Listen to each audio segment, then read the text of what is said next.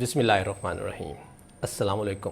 ناظرین، آپ دیکھ رہے ہیں ادریس الرحمان یوٹیوب چینل اور میں ہوں ادریس الرحمان۔ قبل اس کے کہ آج کے ویلاگ کا آغاز کیا جائے، آپ نے ابھی تک ادریس الرحمان یوٹیوب کو سبسکرائب نہیں کیا تو سبسکرائب کریں، لائک کریں، شیئر کریں اور کامنٹ سیکشن میں اپنا فیڈ بیک ضرور دیں۔ آج کا ویلاگ بیسیکلی تسلسل ہے، کیا امریکہ جو ہے وہ سپر پاور کی حیثیت سے اپنی پوزیشن کھو رہا ہے۔ اس سے پیشتر پارٹ 1 میں میں نے اس حوالے سے Afghanistan, south Korea, north Korea اور ایران کے حوالے سے امریکی پالیسی کو ڈسکس کیا کہ کیسے وہاں امریکی جو ہے پالیسی جو ہے یا امریکی انٹرونشن جو ہے وہ کیسے اس کو ناکامی کا سامنا کرنا پڑا، اور اس نے یقینی طور پہ امریکی پالیسی سازوں کے لیے نئے سوالات کھڑے کیے ہیں۔ اب آج میں ایک اور امریکی الائز کے حوالے سے آپ سے شیئر کروں گا، جس کا امریکی مطلب جو ریلیشن ہے وہ بڑا پختہ اور بہت ہی زیادہ نمایاں ہے، خاص طور پہ پچھلے 30 سے 40 سالوں میں۔ تو ریسنٹلی 15 سپٹمبر 2021 کو امریکہ نے برٹن کے ساتھ، آسٹریلیا کے ساتھ ایک ڈیفنس ٹریٹی کیا ہے، جس کو عرف عام میں AUKUS کا نام دیا گیا ہے۔ اس ٹریٹی کو بیسیکلی فوکس کیا گیا ہے چائنا، کیونکہ چائنا اس وقت امریکی ایڈمنسٹریشن کے لیے ایک بہت بڑا چیلنج بن چکا ہے۔ جب سے جو بائیڈن صدارت میں آئے ہیں، انہوں نے اب سب سے بڑا جو اپنا ہدف ہے وہ چائنا کو رکھا ہے۔ G7 کی سربراہی ملاقات کے لیے جب انگلینڈ UK گئے تھے تو وہاں بھی انہوں نے اس موضوع کو اپنی بحث کا اور اپنی ڈسکشن کا حصہ رکھا۔ مشن کے لیے بتاتا چلوں کہ G7 گروپ آف 7 پہ مشتمل ہے، جس میں United state, United kingdom, France, Germany, Italy, Canada اور جاپان شامل ہیں۔ اس میں بیسیکلی یہ گروپ آف 8 ہوتا تھا، جس میں رشین فیڈریشن بھی شامل تھی، لیکن رشین فیڈریشن کو جو ہے ممبرشپ کو سسپینڈ کیا گیا جب انہوں نے کریمیا پہ قبضہ کیا تھا۔ تو وہاں بھی G7 میں بھی صدر جو بائیڈن کا جو فوکس تھا وہ تھا کہ ہاؤ ٹو کمبیٹ چائنا۔ اس کے لیے بلکہ اس میٹنگ میں انہوں نے چائنا کے خلاف، چائنا کے جو خاص طور پہ one road one belt project کے خلاف جو ہے 3BW کا تصور پیش کیا۔ اس کے لیے انہوں نے مطلب یورپین G7 اور یورپین کمیونٹی اور کے ساتھ ساتھ کوارڈ، جو کہ کوارڈیٹرل سیکورٹی ڈائلاگ ہے، جس میں یونائٹڈ اسٹیٹ، انڈیا، آسٹریلیا اور جاپان شامل ہے۔ یہ بھی بیسیکلی جو کوارڈ بھی ہے، یہ بھی بیسیکلی اس میں سینٹر جو ہے وہ چائنا ہے۔ آسٹریلیا پچھلے کچھ عرصوں سے امریکہ اس کو ایک پیسیفک اوشین میں اور پیسیفک ریجن میں ایک تھانے دار کے روپ کے لیے تیار کر رہا ہے، جس طرح انڈین اوشین میں انڈیا کو ایک تھانے دار کے روپ کے لیے امریکہ تیار کرتا آ رہا ہے۔ تو کیونکہ پیسیفک ریجن میں آسٹریلیا ایک بہت بڑا ملک ہے، اور پیسیفک ریجن جو ہے وہ ریلیٹ کرتا ہے چائنا سے اس سینس میں کہ چائنا کی جو بہت بڑی جو میری ٹائم ٹرانسپورٹیشن ہے، جو ایکسپورٹس ہیں، وہ اس ریجن سے ہوتی ہیں، اور اس ریجن میں آنے کا مطلب یہ ہے کہ آسٹریلوی نیوی کو اسٹرینتھن کیا جائے۔ تو اس حوالے سے اس پیکٹ میں امریکہ کی جو آفرنگ ہے وہ تقریباً کوئی 8 نیوکلیئر سب میرینز ہیں۔ آپ بہتر جانتے ہیں کہ نیوکلیئر سب میرین صرف یہ نہیں کہ اس میں نیوکلیئر ویپن ہوں گے، وہ نیوکلیئر پاورڈ بھی ہوتی ہے، اور جس کی وجہ سے وہ تقریباً 6 مہینے تک پانی کے اندر رہ سکتی ہے۔ اچھا، اس ڈیل نے ایک بہت بڑا ہنگامہ کھڑا کیا ہے، اور ہنگامہ کھڑا ہوا ہے فرانس میں۔ فرانس کی کچھ 2016 سے آسٹریلیا کے ساتھ کچھ بات چیت چل رہی تھی، جس میں انہوں نے کوئی 12 ڈیزل سب میرین جو ہے آسٹریلیا کو دینی تھیں۔ تو اس کی کوئی ڈیل جو ہے $50 ارب سے کوئی $100 ارب تک پہ بتائی جا رہی ہے۔ اس جیسے ہی AUKUS کا اعلان ہوا، فرانس نے اس پہ شدید رد عمل کا اظہار کیا ہے، اور وہ رد عمل اتنا شدید ہے کہ فرانس نے واشنگٹن اور کینبرا سے اپنے سفیر بھی واپس بلا لیے ہیں، اور برٹن بھی اس وقت خاصی تنقید میں ہے۔ اچھا، برٹن کا رول جو ہے بڑے کافی عرصے سے وہ امریکہ کے ایک بغل بچے کے طور پر ہے۔ ٹونی بلیئر کے زمانے سے برٹن جو ہے وہ امریکہ کے ساتھ ایسے بیہیو کرتا آ رہا ہے جیسے ایک گرو ہوتا ہے اور ایک اس کا بچہ جمورہ ہوتا ہے۔ آسٹریلیا کے ساتھ برٹن کا اس حوالے سے لنک ہے کہ اسٹل آج بھی وہ ملکہ برطانیہ جو ہیں وہ آسٹریلیا کی مطلب سربراہی کے طور پر ہیں، اور وہاں جو ہے وہ گورنر جنرل جو ہے وہ رپورٹ کرتا ہے کوئین کو یونائٹڈ کنگڈم میں۔ تو اور برٹن ویسے بھی اس وقت یورپی کمیونٹی سے اس وجہ سے باہر ہے کہ بریگزٹ کی وجہ سے اب اس کی وہ قدر و قیمت نہیں ہے۔ تو اب فرانس نے اس پہ جو شدید ریئیکشن دیا ہے، اور جو فرانسیسی وزیر خارجہ ہیں لی ڈرین نے اس حد تک کہا کہ یہ پیٹھ میں چھرا گھونپنے کے مترادف ہے۔ انہوں نے کہا کہ یہ اتنی اہم ڈیل تھی اور اس پہ ہمیں قطعاً نہیں بتایا گیا، بلکہ جسٹ یہ کوئی گھنٹوں پہلے ہمارے انفارمیشن میں لایا گیا۔ اسی طرح یورپی کمیونٹی کے جو فارن افیئرس کے جو ڈائریکٹر ہیں جوزف بوریل، انہوں نے بھی اس پہ تقریباً لی ڈرین ہی کا تبصرہ کیا، اور انہوں نے کہا کہ اس نوعیت کے معاہدے کوئی راتوں رات نہیں ہوتے بلکہ اس پہ بہت سارا ٹائم لگتا ہے۔ انہوں نے کہا بہرحال بات یہ ہے کہ ہمیں اس میں مشورہ نہیں لیا گیا، اور انہوں نے یہاں تک کہا کہ اب یورپی یونین کو سوچنا پڑے گا کہ اپنی اسٹریٹجک معاملات کے لیے انہیں اب امریکہ پہ ریلائنس نہیں کرنی چاہیے۔ فرانس کا ریئیکشن اس حوالے سے بھی ہے کہ فرانس کی نہ صرف یہاں فنانشلی معاملات کچھ سب میرین سے وابستہ تھے، بلکہ فرانس کا جو پیسیفک ریجن کے ساتھ تعلق اس حوالے سے بھی بہت گہرا ہے، کیونکہ فرانس کی کچھ آبادیاں پیسیفک ریجن میں ہیں۔ برٹن نے جب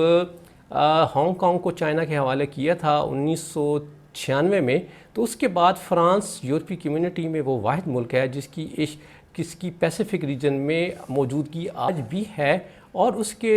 وہاں نہ صرف فائنینشیل انٹرسٹ بھی ہیں، تقریباً 16 لاکھ فرینچ پاپولیشن ان ٹیریٹریز میں رہتی ہیں، اور تقریباً 7,000 فرانسیسی فوجی بھی وہاں ڈپیوٹ ہیں۔ اور اس کے علاوہ فرانس کی تقریباً جو 40% ریونیو ہے ایکسپورٹ کا، وہ پیسیفک ریجن سے آتا ہے۔ مطلب G20 میں جو کنٹریز ہیں ان میں کم و بیش تقریباً 5 ممالک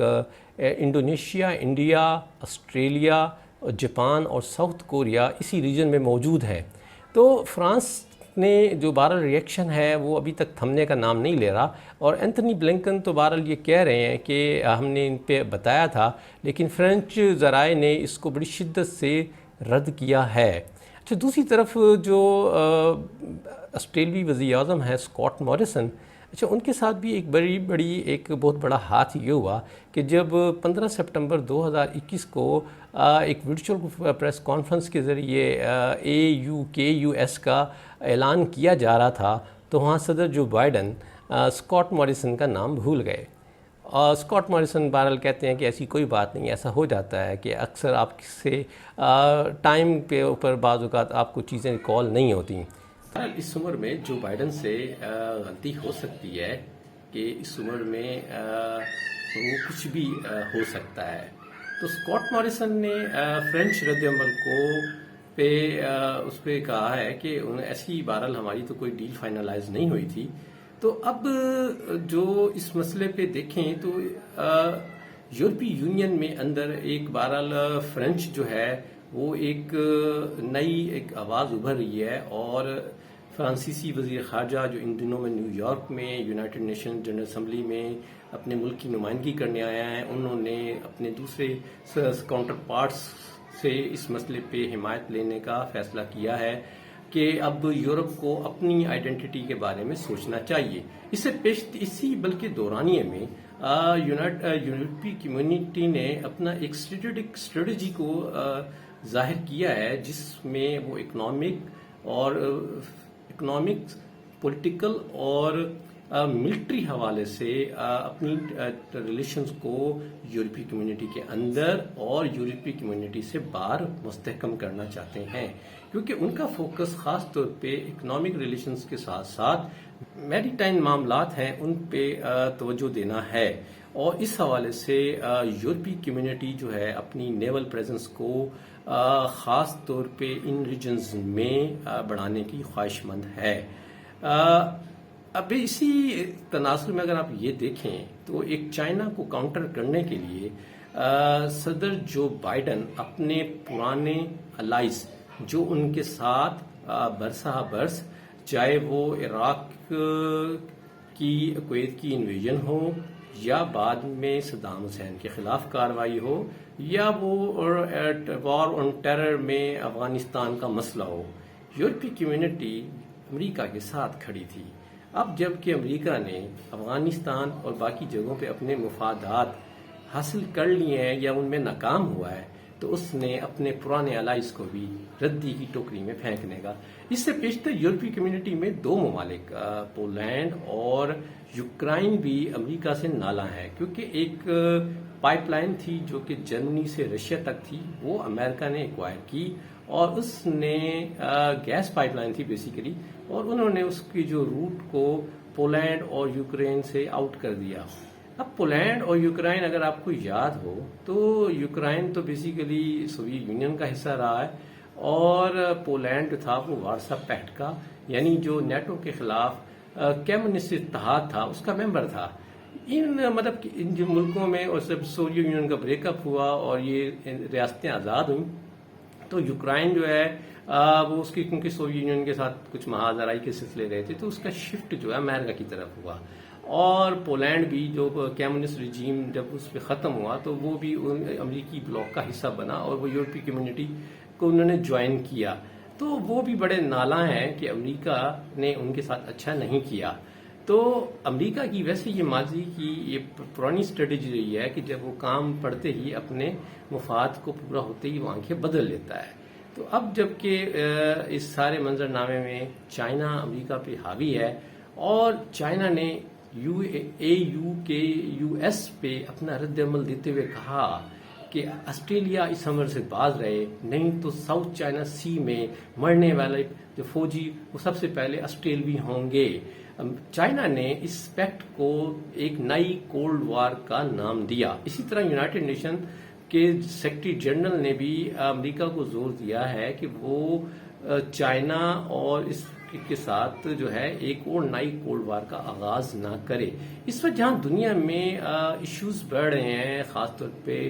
کووڈ جو ہے وہ اپنے عروج پر ہے اور ابھی تک اس کو مینج نہیں ہو رہا، دنیا کی اکانومیز جو ہیں وہ شدید ترین دباؤ کا شکار ہے، وہاں امن کی بات کو جھٹلا کر